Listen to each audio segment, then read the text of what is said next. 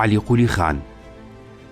عەلی قولی خان یەکێ لە میرە گۆشەگیرەکانی ئەردەڵان بوو. لە دەی شەغەڵەی سەر بە ناوچەی خوڕخوڕە بە هەژاری ئەژیا. دەستی کورت و گوزەرانی سەخت و پیاوێکی بێتەماع بوو.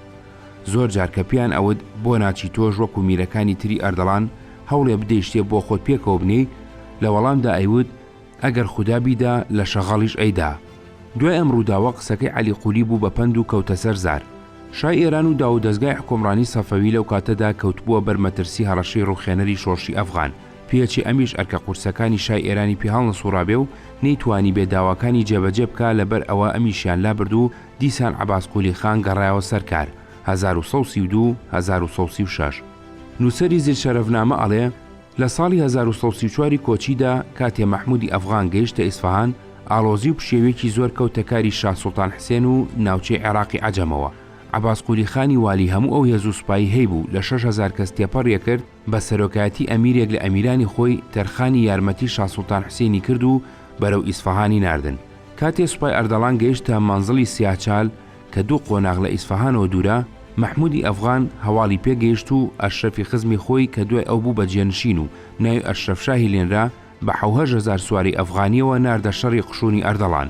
هەردوو لەشکر لە مەنزڵی سیاچال بە گژیەکدا چوون و هەر لە ڕۆژهەڵاتەوە تا نزیک ئێوارێ شەڕ و گەڕیان درێژەی کێشا.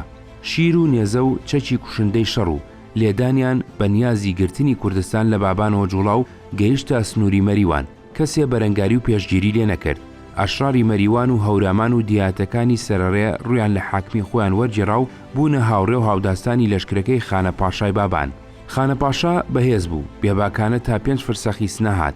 ئەم هەواڵە بە عەلی قولی خان گەیشت. لەم ڕووداوە خزم و بێگانە هەراس و لە کاری خۆی سەری سوورما. بەم جۆرە توانای بەرهەڵسی لە خۆی دانەدی ناچار بۆ ئەسفەهان هەڵات. گەورە و سەروەرەکانی سنە لە بینینی ئەم ڕووداوانە بۆ پارێزگاری گیان و ماڵی خۆیان سەری گوێڕایەڵیان بۆ دانەواند و پێشوازیان کرد و بەڕێزەوە هێنایانە ناو شار. لە ساڵی 1932 کۆچیدا خانە پاشا بەبێ شەڕ و کوشتار کوردستانی گرت، لە سنووری کەرکووکەوە تا هەمەدانی هێنایە ژێر دەسەڵاتی خۆیەوە. سەرنجامی عەباس قولی خان. مەستورە ئەڵێ لەم سەروبەندەدا ئەفغانەکان پتریان پێداگرت و دایانە سەرەڕۆی و بەجاری ئێرانیان داگیر و شاه سوڵتان حوسێنیان لە تێغی بێدادی کێشا و کوشتیان و لە وڵاتی فارس و عێراق و خۆراساندا بوون بە فەرمانڕەوە. سەرۆکەکانی سوپا و پاشا عوسمانیەکان کە لەسەر سنوورەکانی ئێران و نزیک بوون و بەدەسەڵات بوون لە دەرباری عوسمانیان ڕاگەیان کە ئێران بەجارێ وێران بووە و بێشە و بێشەڵانی بووە بەلانەی ئۆزبەک و ئەفغان. ئەگەر بێت و لەلایەن دەوڵەتی عوسمانیەوە ڕێ بدرێ ئەوانیش ئەو ناوچانەی لە خۆیانەوە نزیکن لە ئێران داگیر دەکەن. سوڵتانی عوسمانی داخوازیەکانی پەسەندکردن و دنەیدان تا زۆ داگیریانکەن. ئەوانیش یەکسەر بە لەشکرێکی زۆرەوە پەلاماری قەڵاو قەڵایچەکانی ئێرانیاندا و هەمویان داگیر کرد. سەرلەشکرێکی بەناوبانجی ناوچەی ئەرزڕۆم، قەڵایچەکانی یەریڤان و شێروان و موشووان و هەموو ناوچەکانی ئازەربایجانی تا مەراغە و خەمسا داگیر کرد. پاشاکانی بابان و عێراقی عەرەب سوودیان لەم هەلاوە گیرکەوت.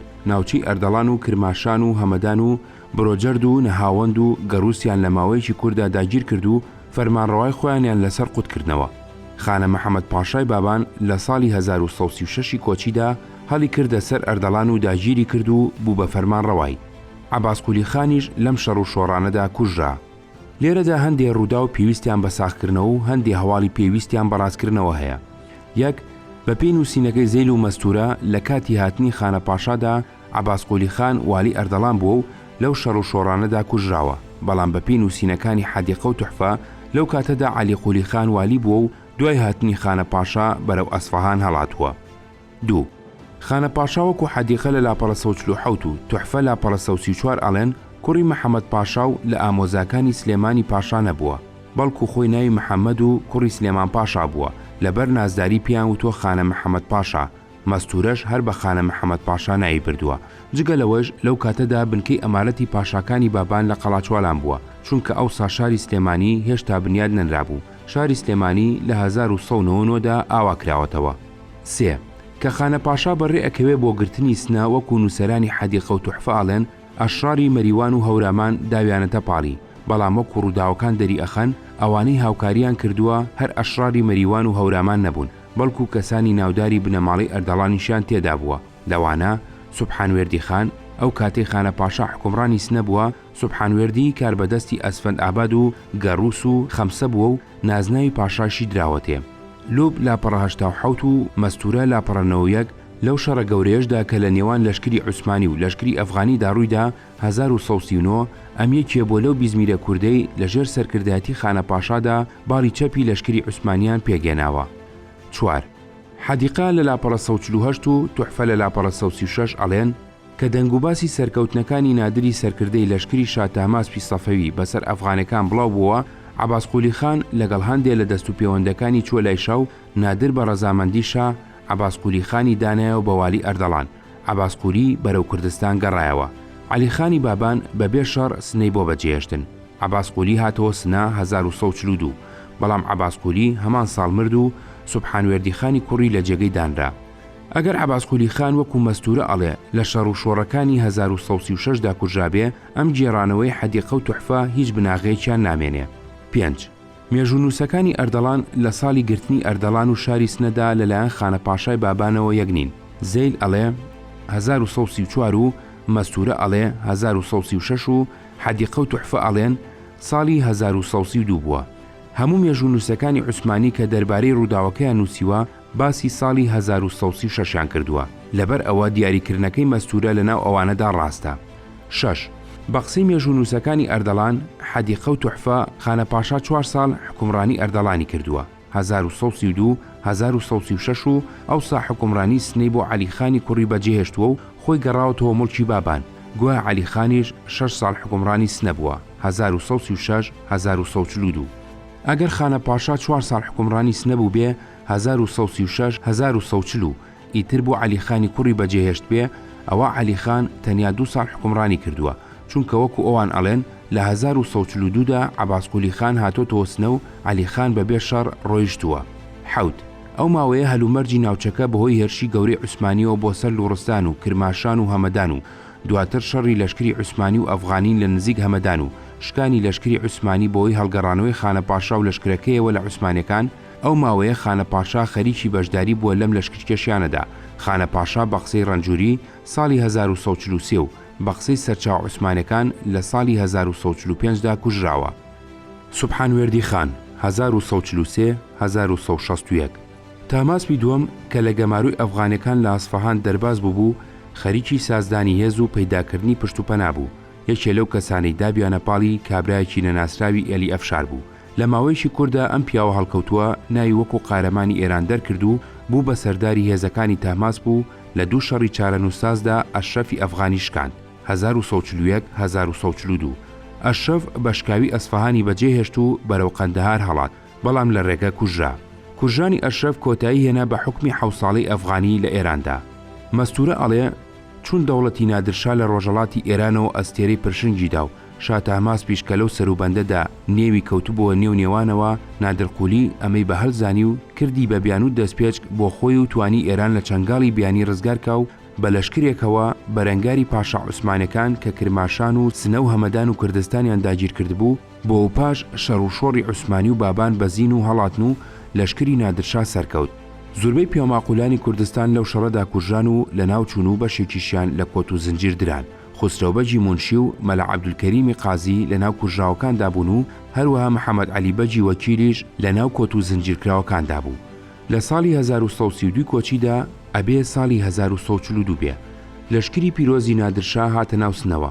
نادرشا محەممەد قولی بەجی وەکیلی کە لە نێو بەندکراوەکاندا بوو بان کرد و لێی پرسی کەسێ لە بنەماڵی ئەردەڵان ماون شیاوی فەرمانڕەوایی بێ تا پلۆپایی فەرمانڕەوایی باو باپیرانی پێ بسپێرێ. محەممەد قولی بەگ سوبحانوێردی خانی کوڕی محەممەد بەجی دەستنیشان کرد، وتی هەر ئەو دەتوانی ئەم کاروبارە لە ئەستۆی خۆی بگرێ. نادرشاش نێوبراوی کرد بە فەرمانڕەوای کوردستان و ئەیالەتەکەی پێسپارد. سەردەمی سوبحانوێردی خانی کوڕی عەباس قولی خان زۆر نائارام بووە، لەبەر ئەوە هەر جاردانرا و لابراوە. لەو شەڕەدا کە شا تاماس لەگەڵ لەشکری عوسمانی کردوشکا ڕۆژەڵاتی ئێران کەوتۆتە دەست عوسمانی. خالید پاشای بابان بوو بە حکومڕانی ئەردەڵان 1944. سوبحانوێردی خۆی شاردەوە و بە خاو و خێزانەوە هەڵات بۆ تاران. 2 ساڵ لەوێ مایەوە تا دیسان نادرشا عوسمانەکانی دەرکرد، اینجا ئەویش گەڕایەوە ئەردەڵان. نادرشا لە کاتی لەشکرکێشیدا بۆ سەر شیروان چووە سنە ساڵی 1947. سوبحانوێردی خان و ئاعیانی سنە بە پیریەوە چوون و سوبحانوێردی لە کۆشکەکەی خۆیدا جێگەی حەسانەوەی بۆ نادر ئامادە کردبوو. نووسەری توحفە ئەجێڕێتەوە بۆ ڕێزلێنانی نادرشا لە دەمی تەلارەکەدا بە پێوە ڕاوەستا بوو. لەبەر ئەوەی سوبحانوێردی خان پیاوێکی ڕیشسپی و کامڵ بووە، نادرشا دوای دەربڕینی مەکارم و میێرەبانی پێی ئەڵێ: مامە، ئێمە نەهاتوین جێگەی تۆ زەوت بکەین، تەلارەکەتان ئەوەندە فراوانە جێگەی سەڵتەنەتی من و حکوومەتی توی تێدا ئەبێتەوە، وەرە سەرەوە. بەم شێوە جوانە ڕێگەی دانیشتنی ئەدا و پاشان ئەڵێ: والی نامانەوێ ببینە هۆی زەرەر و زەحمەتی ئێوە و ڕەعیەت، بە ئەندازەی پێویست نان و دوویەکمان بەرێ. سوبحانوێردی خان لە وەڵامدا 14,000 مەنڕۆن کە لەو ڕۆژانە دابایی نزیکەی 5,000 تمەن بوو لەگەڵ 10,000 تمەن زێڕی نەختینەی پێشکەش کرد و هەموو پێویستیەکانی تریشی جێبەجێ کرد. ئەمە بوو بەهۆی خۆشنودی و ڕەزایەتی نادرشا. لە کاتی نانی نیوەڕۆدا ڕێگە بەوالی ئەدانانی لەگەڵ بخوا و لەسەر سفرەکە نەختێ لەگەڵی ئەدوێ. فەرموویەتی بۆ فراوانکردنی تیۆل و ئیدارە و پایە و ئیمتیاز هەر تەمەنایەکت هەیە بێڵێ. سوبحانوێردی لە وەڵامدا ئەڵێ جگە لە سەلامەتی حەزرەتی نادری داوایەکی ترم نییە. بیستومە ترشیاتی عەنبە لە کارگەی پیرۆزدا دەست ئەکەوێ و ترشیاتێکی خۆشمەزە و بەتامە. ئەگەر یەک دوو گۆزە مەرحەمەت بکەی بۆ من لە هەموو شتێ چاکترە. نادرشا زەردەخەنە ئەیگرێ و فەرمانی داوە چەند گۆزەیەک ترشیاتی عەنبە بنێرن بۆ ماڵی والی. مێژوونووسەکانی ئەردەڵان ئەمە بۆ لە قەڵەم ئەدەن کە گوایە سوبحانوێردی تەبیعەتی قانع و کەمتەماع و زۆر زاهید و سادە لەوح بووە. بەڵام نادرشا ئەم وەڵامەی بە نیشانەی بوو دەڵێ و لێ نەهاتووی سوبحانوێردی خان داعانێ. نادرشا لە یەکەمین هەلدا ئەمی لابرد و مستەفاخانی برای لە جێگەی دانا 1949. بەڵام مستەفا خەڵکی ئازار ئەدا و زوڵم و زۆرداری ئەنوان. پاش چەند مانگێ خەڵک لی هەڵگەڕانەوە و هاواریان بۆ نادرشا برد. نادر مستەفای لێخست و بۆ جاری دووەم سوبحانوێردی خانی دانایەوە 1949. نادرشا لەسەر یەک چەند جارێ سوبحانوێردی خانی داناوە و لابردووە.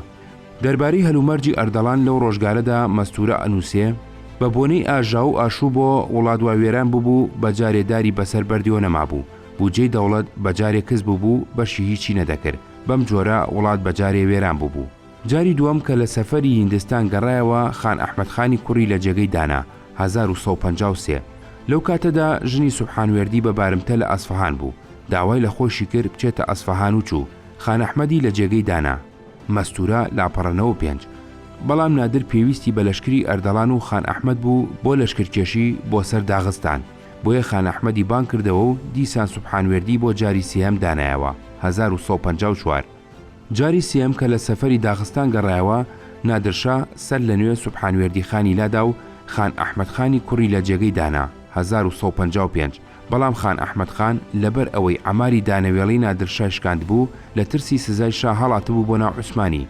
نادر کە بە هەڵاتنی خان ئەحمەدی زانی سوبحانوێردی دوورخستەوە بۆ تاران 1956 و کابرایەکی بە ناوی حاجی مەلاوێردی خانی قاجارەوە کرد بە والی ئەردەڵان 1957. مەلاوێردی شیعەیەکی توندڕەو بوو، زوڵمی زۆری لە خەڵکە کرد. خەڵک هاواریان لێ هەڵسا و سکاڵیان بردە بەر نادر مەلاوێردی لێ خست و سوبحانوێردی خانی بۆ جاری چوارەم دانایەوە 1958. وەکو مەستورە نووسیوێتی خەڵکی ناوچی ئەردەڵان کە لە ترسی شۆڕشێکی لە پاش ڕۆیشتنی خان ئەحمەد خان کەوتبووە و وڵاتی بەجارێ گرتبوو و لە دەست زۆرداری و ستەمکاری نادرشا کە هەریەکە بەلایەکدا بڵاوی لێ کردبوو لە وڵات هەڵاتەبوون هەموو گەڕانەوە ناوچەکانی خۆیان. نادرشا ئەم جاریان هێزێکی چەند هەزار کەسی لە ئەفغانی و خۆراسانی لەگەڵ چەند کاربەدەستی باوەڕپێکراوی خۆی لەگەڵ نارد بۆ کوردستان. پاشتر نادرشا میرزا تەقیخانی گوڵستانە مامی نووسەری مجمەلە تەواریخیشی نارد. میرزا تەقی مستەوفی واتە بەرپرسی کاروباری کۆکردنەوەی باجووسەرانە بوو. ئەم هێزە تا کوژرانی نادرشا 1960 لە کوردستان بوون. لەو ماوەیەدا زوڵم و زۆرێکی زۆریان لە خەڵگە کرد لە ترسی نادرشا نەوالی ئەیوێرا بەرهەڵستیان بکە نەکەسی تر. بەڵام کە هەواڵی کوژرانی نادر گەیشتە سوبحانوێردی پێشەوەی هەواڵەکە لە ناو خەڵکدا بڵاو بێتەوە ببێتە هۆی وروژانی خەڵک و پەلاماردانی هێزی بێگانە، سوبحانوێردی سەرکردەی هێزەکە بانگ ئەکا و داوای لێ ئەکا تا خەڵک بە هەواڵەکەیان نەزانیوە بۆ ئەوەی تووشی هیچ بەڵایەک نەبن خۆیان دەرباز بکەن. هێزەکە بە شەو 4 بەجێ ئەهێڵن و ئەڕۆن. توحفە لاپەڕە 143 لاپەڕە 144. بەڵام گوڵستانە لاپەڕە 137 سوبحانوێردی لەمەدا بۆ تاوانبارەکە کاتێک کە میرزا تەقی گوڵستانە لە سنەوە بەڕێ ئەکەوێ بۆ کرماشان ئەم بەنیێنی هەواڵی بۆ هەندێ لە سەرانی ئێلەکانی زەندی کەڵەشێرە ناردبێ ڕێگەی پێ بگرن دەستکەوت بەنیوەیە و ڕووتی بکەنەوە بیکوژن. لە ڕێگا ڕوت ئەکرێتەوە بەڵام ناکوژرێ. سەرنجامی سوبحانوێردی خان دوای ئەویش بۆ جاری چوارەم کاتێ ئیبراهیم لە جێگەی نادربانگی شایەتیدا حەسەن عەلیخانی ئەردەڵان لە ناو هێزەکەی ئەودا خزمەتی بۆ کردبوو. ئیبراهیم لە پاداشتی ئەو خزمەتەدا حەسەن عەلیخانی لە جێگەی سوبحانوێردیخان کرد بە والی ئەردەڵان 1961. حەسەن عەلی گەیشتەوە کوردستان، بەڵام هەندێک لە گەورەکانی ئەردەڵان بە تایبەتی جەعفەر سوڵتان و محەممەد عەلی سوڵتانی بانا والیەتی حەسەن عەلیان قبوڵ نەکرد و سوبحانوێردیان دانایەوە و حەسەن عەلیان دەرکرد. بەڵام سەرنجام حەسەن عەلیخان لەو ململانەیەدا سەرکەوت. مەستورە لاپەڕەهەشت تاوهەشت. پێچی حەسەن عەلیخان چاوی محەممەد عەلی سوڵتانی لەسەر ئەم هەڵگەڕانەوە دەرهێنابێ و ئەویش لەسەر ئەم کارە سەلیم پاشای بابانی لە یەکەمین هەلدا بۆ تۆڵە لێکردنەوە هێنابێتە سەری گوڵستانە 1960. سوبحانوێردیخان چووە هەمەدان و 5 ساڵی پاژماوەی ژیانی لەوێ بەسەر برد و هەر لەوێ مرد 1960 و پاش 6 مانگ ئینجا تەرمەکەیان هێنایە کوردستان لە سەرچێوی شەیدا بە خاکیان سپارد.